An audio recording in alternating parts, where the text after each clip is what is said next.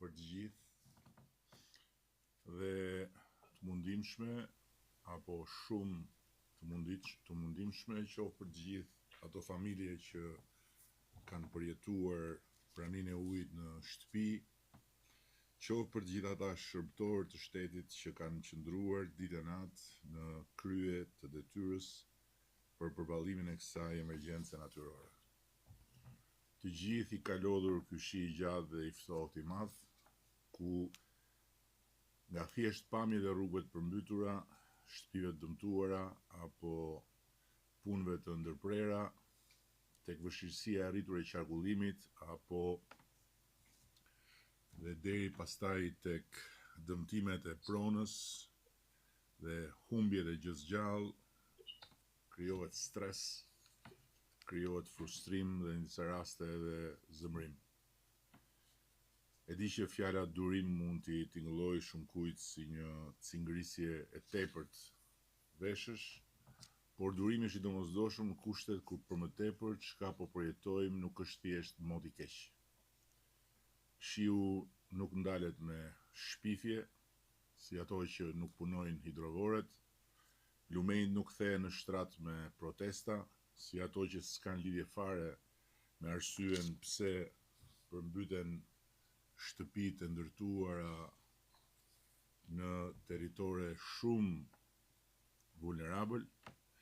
Red nuk shpërndahen me slogane, si ai slogani kronik i çdo gjendjeje atmosferike të rënduar të shpallet gjendje e jashtëzakonshme. Këto janë reagime që ushqejnë nervozizëm, jo zgjidhje, ushqejnë ndarje, jo ndihmë, ushqejnë çorodi, jo siguri. Në një situatë si kjo, nuk kërkohen fajtor imagjinar, u ndihmohen njerëzit real. Njerëzit nuk kanë nevojë për më shumë britma, shpifje dhe teori konspiracioni, por për më shumë solidaritet, mbështetje dhe bashkim forcash.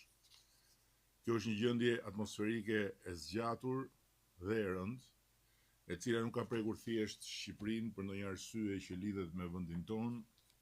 nga ato arsyet që zihen në 700 tenxheret politike mediatike të Mexhelisë shqiptare, por ka prekur një hartë të tërë. Nga Italia në Greqi, nga Malizia në Kosovë dhe deri lart në Serbi e Kroaci, nga Maqedonia e Veriut e deri në Turqi, ku i njëjti i ftohtë, i njëjti shi, e njëjta dëbor dhe të njëjtat përmbytje dhe bllokime kanë krijuar të njëjtën situatë të rënduar në tërësi për njerëzit. Një mas ajri e ftohtë nga veriu është përplasur me ajër të ngrohtë dhe të lagësht nga mesdheu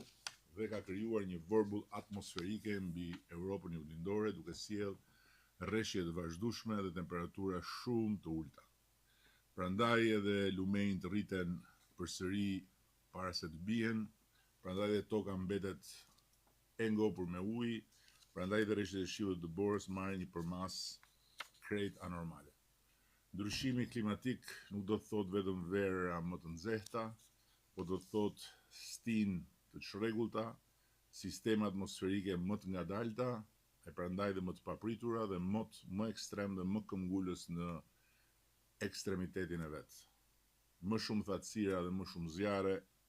më shumë vorbull atmosferike, më shumë përmbytje, është tashmë kuadrati i ri i klimës ku jetojmë, e cila nuk është më klima ku ne jemi rritur. Por patjetër që kur ne vazhdojmë i hedhim plerat rrugëve, apo kur vazhdojmë i vëmë zjarrin pyjeve, pasojat e gjithë këtij ndryshimi klimatik rëndohen ende më shumë, siç u rënduan ende më shumë në Shkozet dhe jo vetëm prej prurjes maramëndse të plastikës së mbledhur rrugëve nga lumenjtë e dal nga shtrati që taposi kanalet e mëdhenj kullus. Aktualisht në të gjithë vendin janë ulur sasitë e rreshjeve të matura deri së fundmi, përjashtuar Durrësin ku janë regjistruar 41 mm shi. Një punonjës i bashkisë së Durrësit 54 vjeç është gjendur i mbytur pasi është raportuar i humbur një ditë më parë. Deri tani janë në rang vendi numëruar 1587 banesa me praninë e ujit, janë evakuuar 339 persona dhe 51 familje, po ashtu prania e ujit është konstatuar në 13.211 hektar tokë bujqësore, ku një pjesë janë përmbytur, si kundër edhe disa qendra shëndetësore apo objekte arsimore. Sasia e rreshjeve ka qenë e jashtëzakonshme, deri në 300 mm, ose të ndryshe më shumë se sa sasia mesatare e rreshjeve që bien gjatë gjithë muajit. Pra, rreshjet 30 ditore mesatare të janarit kanë rënë për një periudhë 3-4 ditore. Një fenomen ky që, siç e thash dhe më lart, si rezultat i ndryshimit të klimës, po bëhet gjithnjë e më pak i papritur në mbar botën. Për shembull, në disa zona të ulësirës perëndimore, sasia e rreshjeve në këto 4-5 ditë ka qenë rreth 25% ose sa çereku i sasisë vjetore të tyre në mesatare. Si pasojë një rritje të tillë ngarkese mbi rrjedhën ujore në kanalet e ujërave të larta, kolektorët kryesor kullues, përrejnë malor dhe vetë lumenjt Drin, Bun, Mat, Droj, Ishëm, Erzen, Shkumbin, Devoll, Osum, Seman dhe Vjos, ka ardhur pasoja përmbytjeve pavarësisht infrastrukturës gjërësisht të ripërtrirë të mbrojtjes ujore si rezultat i investimeve të vazhdueshme të dekadës fundit. Aleatët politikë të shiut që shohin tek çdo tërbim i natyrës forcën që do të kompensojë impotencën e tyre kundër qeverisë, kanë llomotitur shumë për gjendjen e hidrovoreve, të cilët kanë qenë në funksion të plot pa pushim, duke evaduar sasirat konsiderueshme të ujit dhe duke parandaluar kështu pasoja shumë herë më të rënda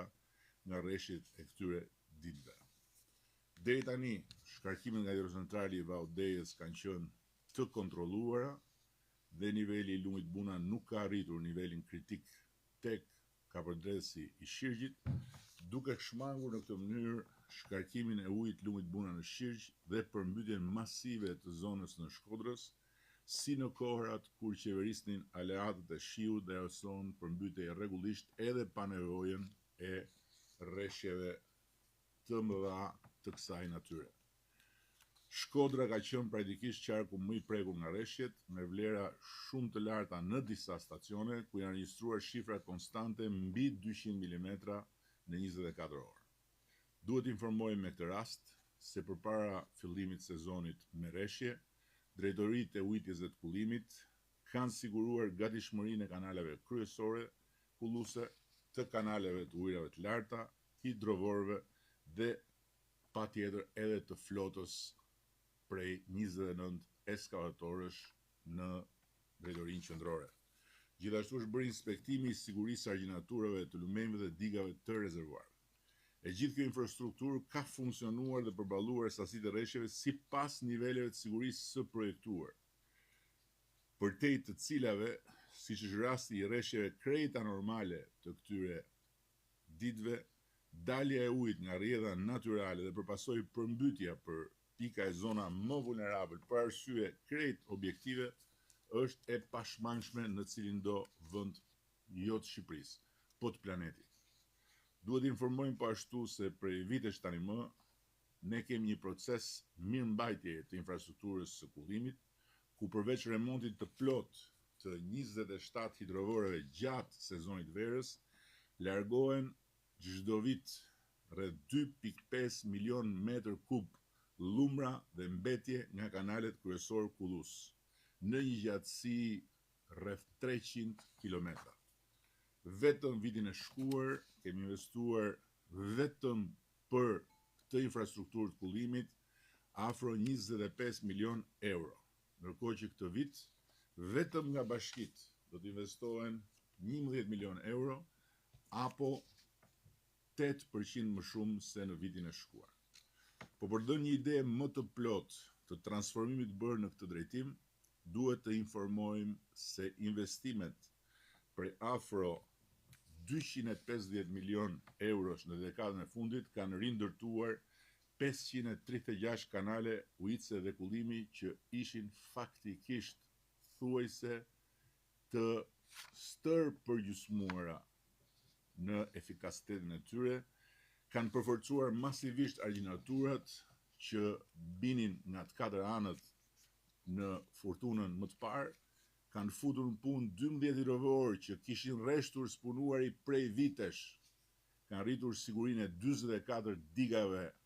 më të kërcënuara, kanë shtuar ndjeshëm kapacitetet e flotës së eskavatorëve edhe në nivelin vendor. Po përtej këtyre investimeve, investimi ynë më i madh dhe më i suksesshëm ka qenë reformimi strukturor dhe transformimi i trutave tona të emergjencave, ushtrisë, policisë, energjisë, bujqësisë, nga trupa pa kokë, pa koordinim, pa bazë materiale dhe të veshur si s'ka më keq, në trupa që vijnë në lëvizje automatikisht, jo kur fillon furtuna, po sapo leximi meteorologjik paremëron furtunën. Patjetër që ka akoma mësime për të nxjerrë dhe boshllëqe për të mbushur, por e vërteta është se nëse rreshtit e pazakonta të ditëve të fundit ranë dhe përmbytën njësoj vende në krejt rajonin tonë,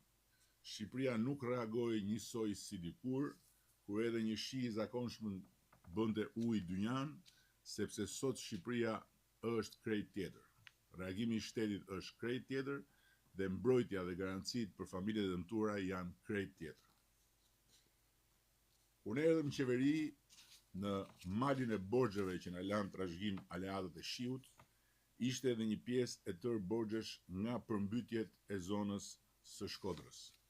Ne i shlyem një ato borxhe dhe nuk kemi hyrë më në asnjë borxh të kësaj natyre me njerëzit, përkundrazi kemi përballuar me dinjitet njerëzor, shtetëror dhe politik, jo vetëm detyrimet nga përmbytjet, që edhe pse sfidat e klimës janë bërë më të mprehta, kanë qenë sidoqoftë shumë më pak, pikërisht sepse e kemi rritur ndjeshëm aftësinë mbrojtëse të infrastrukturës sonë, apo detyrimet nga zjarret, që janë një sfidë e rritur e viteve të fundit, por edhe detyrime maramëndse nga fatkeqësia të mosozotshme si pandemia apo tërmeti, duke dalë më të fortë se përpara fatkeqësive e më të ditur për të përballuar sfida të së nesërmes. Kështu që sot dua t'i siguroj edhe të dëmtuarit e kësaj here, se ne do të qëndrojmë me të njëjtin dinjitet njerëzor, shtetëror dhe politik, çdo detyrim ndaj tyre, qoftë për banesat, qoftë për gjën e gjallë. Në ndërkohë, dëshiroj të theksoj se puna intensive dhe mobilizimi i pandalur 24 orë në të gjithë territorin ku është nevoja e të gjitha strukturave të shtetit, si dhe e bashkive, do të vazhdojë pa ndërprerje deri në kapërcimin e kësaj situate të rënduar meteorologjike. Dhe nga ana tjetër, dua t'u them të gjithë deputetëve të shumicës qeverisë të pranishëm në këtë mbledhje përmes Zoomit, që të jenë të angazhuar edhe sot, edhe nesër, edhe pasi momenti i vështirë të jetë kapërcyer pranë njerëzve, me njerëzit dhe për njerëzit. Faleminderit dhe po kaloj fjalën tek ministrat që janë në vijën e parë të këtij angazhimi për shkak të detyrës tyre, të cilët do të bëjnë një pasqyrë të përmbledhur të situatës në momentin që flasim. Ministria e Infrastrukturës dhe Energjisë. Mëngjes të gjithëve. Situata sot paraqitet më e mirë në rang vendi. Po e nis nga energjia, për sa i përket të gjithë menaxhimit, kanë qenë në terren më shumë se 1600 punonjës, të cilët kryesisht nga data 2 janar janë angazhuar në zonat më të prekura, që janë rajonet e Tiranës, Durrësit, Vlorës, Gjirokastrës dhe Elbasanit, në ndërkohë nga ana tjetër gjithashtu është menaxhuar dhe veriu, por për shkak të investimeve që kemi bërë në veri, zonat kanë qenë më të mbrojtura dhe më pak problematik. Duke pasur parasysh dhe ndryshimin e kushteve atmosferike dje në zonat malore, qofshin këto të veriut apo të verilindjes, kemi pasur disa shkëputje në zonën e Kuksit apo zonën e Librazhdit, por që të gjitha janë kthyer në funksion në kohë rekord. OST-ja sot, operatori i sistemit transmetimit, relaton në raportin e orës 8 që të gjitha linjat janë funksionale, nuk kemi asnjë problematik për sa i përket transmetimit. Ndërkohë, për sa i përket tensionit të mesëm dhe tensionit të ulët, duhet kemi parasysh që gjatë ditës së djeshme që ka qenë edhe dita kulmore e problematikave për sa i përket kushteve atmosferike, kemi arritur një total të ndërprerjes për 38.731 abonent. Kaq kanë qenë defektet duke e krahasuar me totalin e të gjithë abonentëve që shkon deri në 1 milion. Ndërkohë që gjatë ditës së sotme është ulur numri, kemi vetëm 19.175 abonent në këto momente pranë raportin e orës 8 pa energji, të cilët ndahen në urban 4.786, në rural 10.030, ndërkohë që në rural i thellë 4.359 abonent. Synohet që në orët në vazhdim të gjitha këto të rikuperohen. Përsa i përket në stacioneve, janë të gjitha funksionale në rang vendi përveç 2 stacioneve të cilat kanë akoma prezencë të ndjeshme të ujit, do të thoja që është ai i Kafarajt dhe i Poçemit. Megjithatë, me rënien e nivelit të Vjosës, shpresojmë që shumë shpejt të dyja në stacionet, pasi të pastrohen dhe të krijohen gjithë kushtet e sigurisë, të vendosen në funksion. Përsa i përket kaskadës, kaskada ka pasur prurje të cilat mund t'i quajmë rekord, kemi arritur edhe 3.000 metër kub për sekond në liçenin e Fierzës, gjithashtu ka pasur prurje 2.500 metër për sekond në liçenin e Komanit. Kuota e liçenit të Fierzës, sipas raportimeve të orës 8, ka arritur në 289.77 metra, prurjet në këto momente kanë rënë, janë 1.500 metër kub për sekond, ndërkohë që punojnë nuk kemi bën punë asnjë nga agregatët duke ruajtur kështu nivelin. Përsa i përket Komanit, kuota ka arritur në 173.27 metra, prurjet në këto momente janë 950 deri në 500 metër kub për sekond,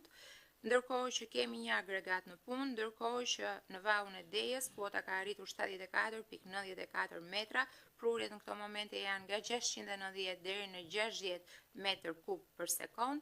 kemi prurjet kontrolluara tashmë pa asnjë problematik për hapjen e portave, në ndërkohë janë në punë të 5 agregatët. Sigurisht, duke pasur parasysh edhe vazhdimsinë e kushteve atmosferike, si forcat e armatosura, ashtu edhe aviacionit civil, kanë njoftuar që do ketë rreshtje edhe gjatë ditës sotme, por janë rreshtje mesatare dhe me prurje të ulta. Nga ana tjetër, ne presim që gjatë mesnatës sonte të ketë një agravim të rreshtjeve, por kuotat na lejojnë që të menaxhojmë gjithë situatën duke mos shkarkuar pra në mënyrë pa kontrolluar në fushë kodër. Përsa i përket akseve rrugore, akset rrugore janë të gjitha funksionale. I referojmë këtu akseve kombëtare, jemi në ndjeni gjithashtu që ka pasur problematika në akset rurale të cilat mirëmbahen kryesisht nga bashkit, ka pasur një angazhim për të ndihmuar edhe bashkit nga autoriteti rrugor shqiptar dhe nga të gjithë kontraktorët.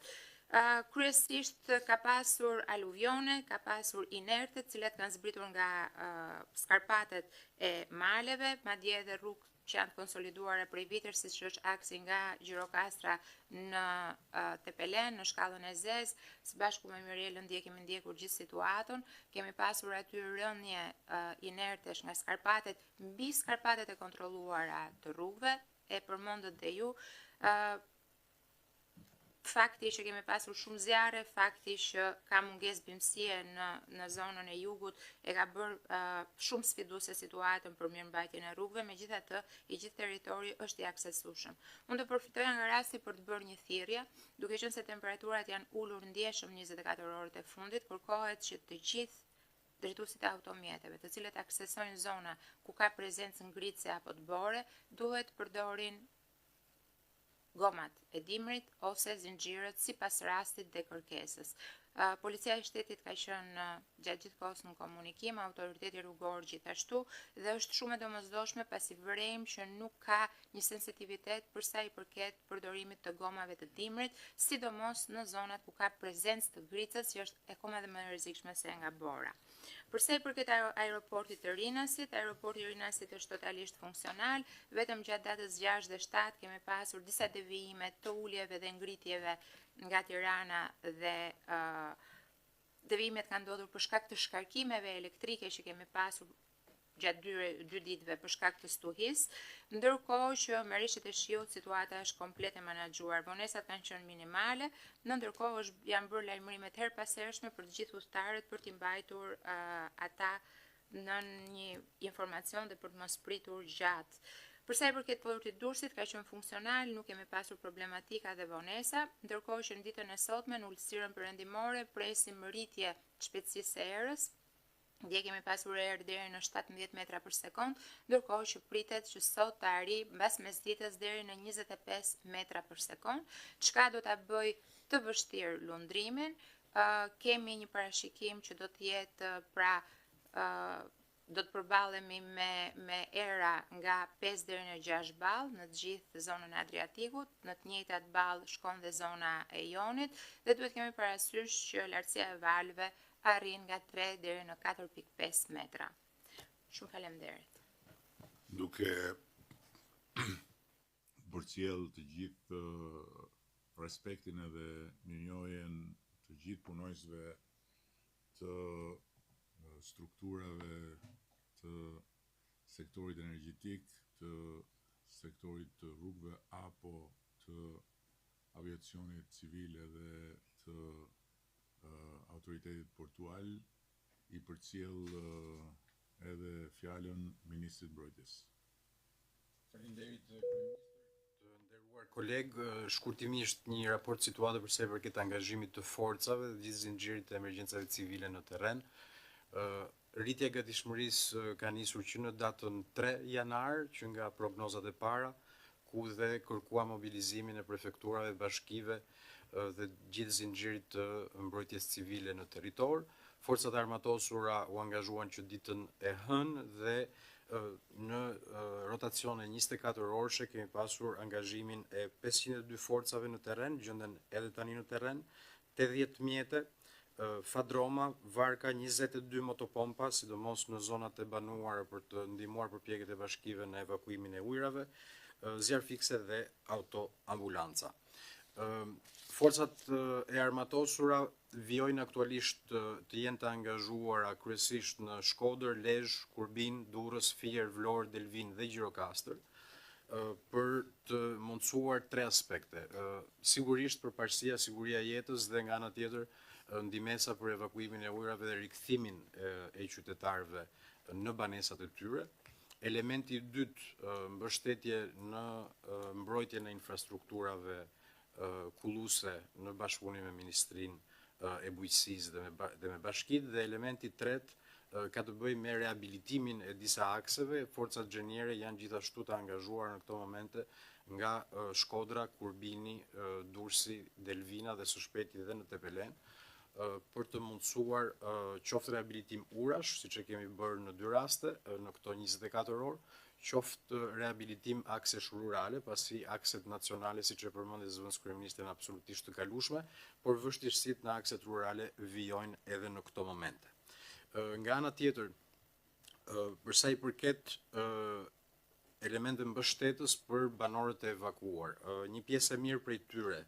aktualisht 460 gjenden të akomoduar në struktura shtetërore, ndërsa pjesa tjetër janë në struktura hoteliere, dhe përfitoj nga rasti të falenderoj strukturat hoteliere të Durrësit dhe të Vlorës që kanë treguar gatishmëri dhe mbështetje. Në ndërkohë, rezervat materiale të shtetit, duke parë parasysh nevojat e bashkive edhe kryesisht atyre të Durrësit, Krujës, Thumanës, pjesën e Thumanës në Krujë, Sikundër dhe në Vlorë dhe në Gjirokastër, kanë mundësuar dislokimin qoftë të pakove ushqimore, qoftë të materiale për fjeti, krevat, element mbështetës të tillë. Sikundër në rakordim me Ministrinë e Bujqësisë dhe me shërbimet e veterinarisë që kanë mbështetur në evakuimin e krerëve në përferma, kemi mundësuar transportin dhe shpërndarjen në orët në vijim të 400 ton koncentrat për baktit. Këto janë elementët e angazhimit në terren i cili vijon nga ana operacionale në këto momente. Parashikimet për orët në vijim janë që duhet të kemi jo vetëm angazhim në rikthimin në normalitet në banesa, por gjithashtu një angazhim logjistik masiv, qoftë nga bashkitë, qoftë nga emergjencat civile dhe forcat armatosura për evakuimin e dherave dhe inerteve përpara se ato të ngurtësohen, në mënyrë që të mos kemi vështirësitë e akumuluara nga rikuperimi i situatës meteorologjike. Gjithashtu element për të theksuar, parashikimet ligjore për procesin e kompensimeve janë në zbatime sipër, bashkitë kanë krijuar grupe evidencash, më shumë se 1300 akt konstatime dëmesh vetëm në Durrës, dhe do të vijojmë pastaj me organizimin e një pakete kompensimi siç ka filluar puna në bashkëpunim me Ministrinë e Financave, por besoj kolegët do të saktësojnë këto element në vijimsi. Përfitoj nga rasti të ritheksoj dhe unë elementët e rëndësishëm për zonat bregdetare, era e fortë që nënkupton kujdes të shtuar, me preferencë sigurisht emergjencat civile bëjnë thirrje që banorët mundësisht të qëndrojnë në banesat e tyre dhe të mos kenë përdorim të automjeteve në këto orë të vështira të erës së fortë gjatë pasdites së sotme. Ju faleminderit. Faleminderit, duke përcjell shprehjen e respektit të mirënjohjes të gjithë trupave të emergjencave civile, të forcat armatosura, të angazhuara në terren me organizim, disiplinë dhe koordinim, do thosha shëmbullor, i përcjell fjalën ministrit të bujqësisë. Shumë faleminderit Kryeministër, përshëndetje të gjithëve. Sipas situatës cilët ne është paraqitur në ditët e fundit, ne kemi qenë në terren së bashku me të gjithë grupet e punës ndaj Ministrisë së Bujqësisë, ku kemi ngritur grupet e verifikimit në gjithë zonat e prekura në evidentimin e saktë të dëmeve. Veterinerët zyrtarë janë duke ofruar asistencë vazhdueshme për gjithë zonat e prekura dhe ato të cilat janë në nevojë për të bërë evakuime të nevojshme së bashku me Ministrinë e Mbrojtjes, ku kemi bërë evakuimin e disa fermave të rrezikuara, por edhe ato të cilët kanë pas nevojë për ndërhyrje me ushqim në kafsha, të cilat ne kemi dhënë asistencën tonë. Hidrovorët janë në një gatishmëri ku kanë funksionuar normalisht në të gjithë Shqipërinë, gjë e cila na ka ndihmuar edhe në të gjithë procesin i cili ka qenë në lumenjtë dhe në procesin që kemi pasur këto ditë. Po punojmë për hapjen dhe pastrimin e kanaleve kulluese, ku atje ku kemi pas nevojshme me gjithë eskavatorët, ku kemi rreth 29 eskavatorë në gatishmëri në nivel kombëtar, ku i kemi pas në zonat kryesisht të prekura ndaj përmbytjes, ku të gjithë eskavatorët kanë qenë në gatishmëri 24 orë për të monitoruar dhe për të pasur ne një mundësi ndërhyrje në zonat e cilat kemi bërë edhe në argjinaturat, ku në argjinaturën në dy qarje në Sheqeras dhe Voll dhe mbilisht Shtic, e cila vazhdojnë akoma për ndërhyrjen e këtyre dy qarjeve në argjinaturë, sepse kemi pas një përmbytje të konsiderueshme në këto dy zona. Jemi në punë e sipër, në verifikim në terren së bashku me bashkitë dhe emergjencat civile, në mënyrë që ne të bëjmë saksimin e saktë të dëmeve në bujqësi dhe të gjithë të prekurave të cilët ne do t'i evidentojmë dhe të kemi një pasqyrë të përgjithshme në gjithë Shqipërinë dhe në territorin e prekur. Faleminderit. Faleminderit zoti ministër. Për përcjell fjalën ministres së Brendshme.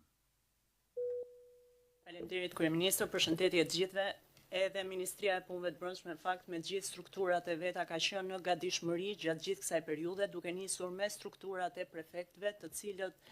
kanë mbledhur menjëherë shtabet e emergjencës në nivel prefekture, duke koordinuar dhe duke mbledhur gjithë informacionet e nevojshme që në fakt Në të tilla situata janë të domosdoshme jetike për të koordinuar punën e përbashkët. Nga këto takime dhe nga prezenca në terren kemi arritur dhe kemi bërë të mundur që të gjendemi pranë çdo qytetari që ka patur nevojë qoftë për evakuimet, qoftë për ndërhyrjet menjëhershme në situata shëndetësore apo në situata problematike. Ndërkohë nga ana tjetër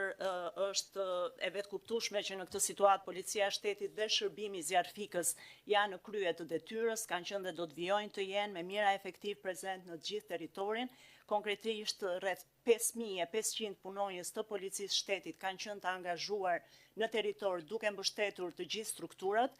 dhe janë 700 mjete të Policisë Shtetit të cilat janë vendosur në dispozicion për të mbështetur dhe për të ndihmuar. Sigurisht që siç e theksova, e rëndësishme është që përveç qytetarëve të asistohet dhe në kohë informacioni dhe çdo ndërhyrje e domosdoshme. Prandaj për këtë forcat zjarfikse që janë mbi 720 efektiv të përfshirë në terren, të angazhuar në këtë situatë, kanë kryer dhe ata rolin e tyre sa i përket misioneve jetëshpëtuese. 55 automjete zjarfikse në dispozicion, 22 pompa thithëse angazhuar në zonat problematike, sigurisht që zjarfiksit edhe për shkak të formimit të tyre edhe të natyrës punës që kanë qenë të kudëndodhur, prandaj vërtet një falënderim u takon atyre. Tani sigurisht që është momenti që ne gjithë jemi të angazhuar për të mbledhur informacionet lidhur me dëmet. E rëndësishme është shpëtimi i çdo jete. Fatmirësisht nuk kemi pasur problematika në këtë drejtim, do vazhdojmë të jemi në monitorim situatës. Faleminderit. Faleminderit ministre. Tani duke shprehur edhe në drejtim të forcave të angazhuara nën autoritetin e Ministrisë Brendshme, qoftë të Policisë Shtetit dhe në mënyrë të posaçme të zjarfiksëve të gjithë respektin dhe mirënjohjen përkatëse, ja përcjell fjalën ministrit të shtetit për pushtetin mendor. Faleminderit kryeministër, përshëndetje të gjithëve. Po ashtu të gjitha bashkitë, të gjitha qarqeve të prekura nga rreshtet e fundit kanë qenë totalisht angazhuar dhe në koordinim plot me gjitha agjencitë kombëtare. Unë do doja të falenderoja këtu strukturat e prefekturave, por jo vetëm dhe përfaqësues të agjencive kombëtare, të cilat në ndihmë të bashkive kanë arritur që t'i përgjigjen spari objektivave të parë që ishte shpëtimi i jetëve në ato momente dramatike dhe më pas patjetër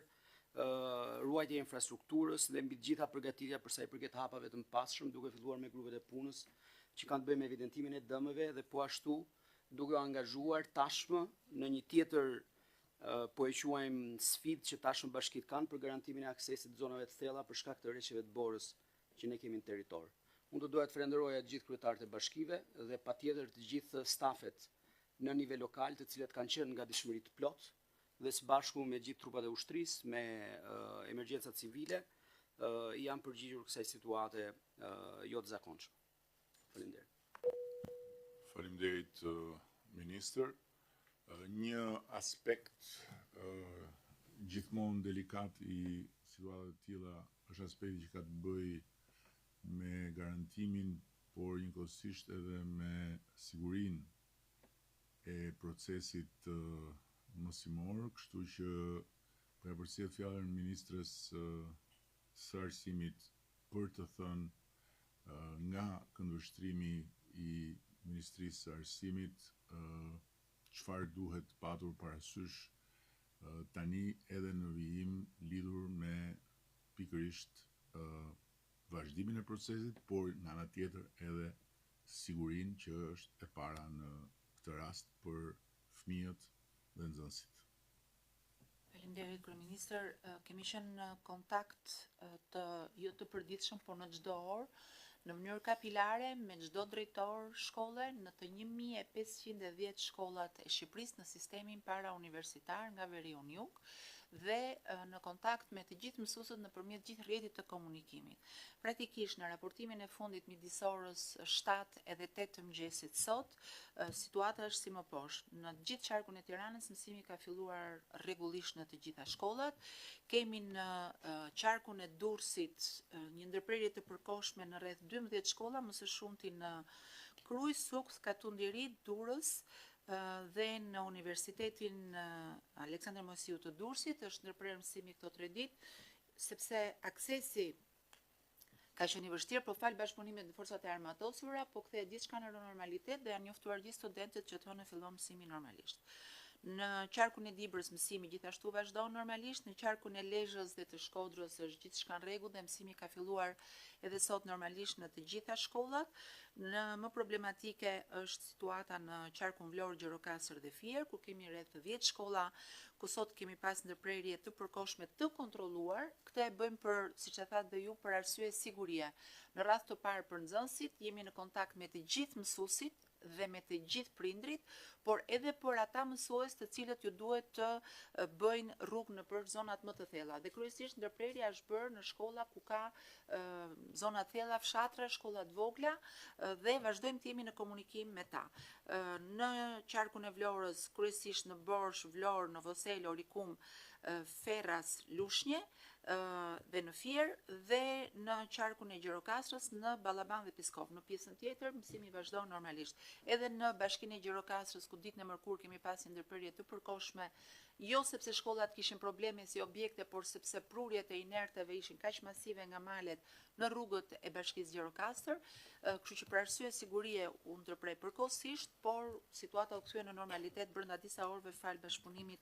të forcave të armatosura, bashkisë dhe emergjencave civile. Thashin në Lezhë dhe Shkodër gjithçka vazhdon normalisht, në qarkun Korç, Berat dhe Elbasan janë rreth 32 shkolla në Skrapar, Kolonjë, Librazh, Gramsh, Pogrades, Labinot, Mal, të gjitha këto në zonat malore të thella dhe në shkolla vartësie kryesisht që ndodhen në zonat vështira, ku për shkak të ngritjes kemi menduar që të mos rrezikojmë as mësuesët dhe as nxënësit që duhet zhvendosen. Kjo është situata për momentin. Në rang vendi nga 1510 shkolla, rreth 54 shkolla kanë ndërprerje të përkohshme të mësimit sot. E ndjekim në vazhdimsi dhe për fat mirë në raport me shkollat përpara kemi fundjavën, kështu që raportimin e kemi në çdo një orë. Sot në drejt do t'ju bëj me dije edhe raportimin final, i ndjekim nxënësit derisa shkojnë gjithë në përshpia dhe mësuesët të gjithë në përshpia me përfundimin e procesit mësimor. Kjo është situata. Faleminderit, ministre, duke dashur të marrë shembullin e bllokimit të aksesit në Universitetin Aleksandër Mosiu, dua të ndaj me ata që na ndjekin faktin se për shkak të pranisë vazhdueshme në investimet e bëra në atë zonë, kam parë dhe konstatuar se qoftë në investimin e rindërtimit, qoftë në investimin e akademisë së Manchester City, qoftë në disa investime të tjera publike, është dashur një ngritje e kuotës me shtresa të qëndrueshme inertesh deri në 2 metra në raste të caktuara. Që do thotë që në atë territor kemi një problematik tejet komplekse për shkak të ndërtimeve nën kuotë të zonave informale që e bëjnë praktikisht dhe objektivisht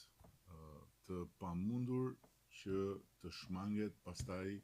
edhe akumulimi i ujit duke u krijuar rezervuare në pikat e banuara, që gjithsesi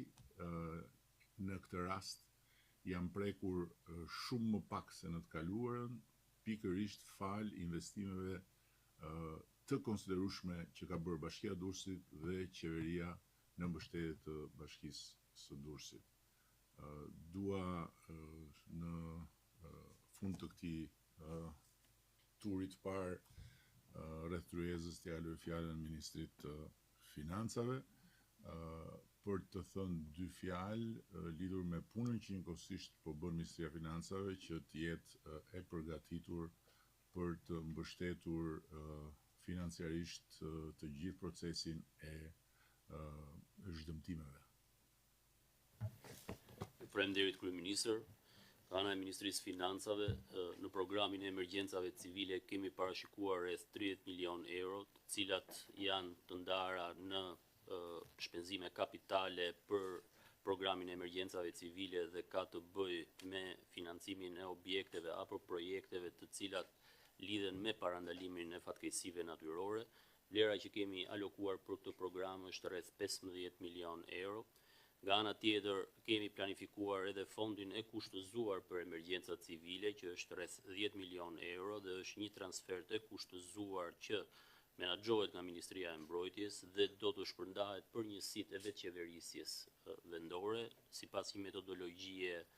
dhe e mbështetur në hartën e riskut, që po kryen kjo ministri. Nga ana tjetër, kemi edhe fondin e rezervë të Këshillit Ministrave në vlerën rreth 25 milion euro, e cila mund të vendoset në dispozicion në varësi dhe të vlerësimeve që do të bëhen nga strukturat përkatëse për sa i përket dëmeve të shkaktuara. Sikundër kemi edhe fondin për digat dhe rezervuarët, i cili është një fond për shpenzime kapitale dhe lidhet me financimin e projekteve që lidhen me sigurimin e digave dhe të rezervuarëve. Dhe ky fond është rreth 5 milion euro. Kështu që në total, në qoftë se do të bënim një vlerësim të fondeve që kemi në dispozicion, vlera shkon mbi 50 milion euro që janë të disponueshme për situatën e krijuar aktualisht. Ju faleminderit. Okej, faleminderit ministër. Ne kemi një hartë të qartë veprimi në programin e Shqipërisë 2030 për të rritur rezistencën e infrastrukturës në tërësi karshi këtyre fenomeneve dhe Ministria e Mbrojtjes duke u inkuadruar në kornizën e re të vendosur nga NATO ka pjesë të funksionimit saj edhe elementin e pikërisht qëndrueshmërisë që lidhet drejt për drejt me infrastrukturën kritike dhe këtu jemi në kushtet kur flasim për infrastrukturën kritike, kështu që në bashkëpunimin e ngushtë të Ministrisë Mbrojtjes me Ministrinë e Infrastrukturës apo me Ministrinë e Bujqësisë lidhur me pikat ku duhet të ndërhyrë, do të bëjmë që çfarë është programuar për vitin 2026 të riprogramohet edhe për të adresuar këto pika ku ka ndodhur dëmtime. Dhe njëkohësisht të vazhdojmë me planin e punës të këtij mandati në mënyrë që të çojmë deri në fund të gjithë procesin e transformimit të kësaj infrastrukture nga një infrastrukturë që deri dje ishte thuajse inekzistente dhe boll shikosh sasinë e hektarëve të mbuluar nga uji sot, pas gjithë kësaj lemerie atmosferike dhe sasitë që mbuloheshin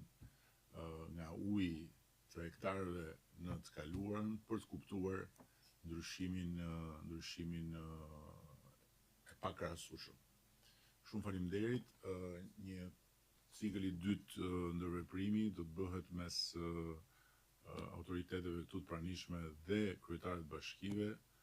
por edhe deputetët janë të mirëpritur të bëjnë konstatimet e tyre, ndërkohë që